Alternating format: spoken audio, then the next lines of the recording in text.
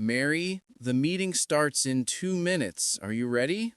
I think so, but what if they ask me something and I don't know what to say? Just say, "Can I have a moment to think?"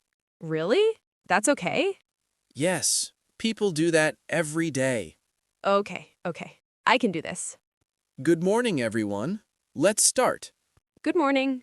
Mary, can you give us an update on the project? Yes, the project is, can I have a moment to think? Of course. Thank you. The project is on track. We finish next Friday. Great. Any problems? Yes, one. We need more time for the tests. How much time? 2 more days. That works. Thank you, Mary. Okay, good.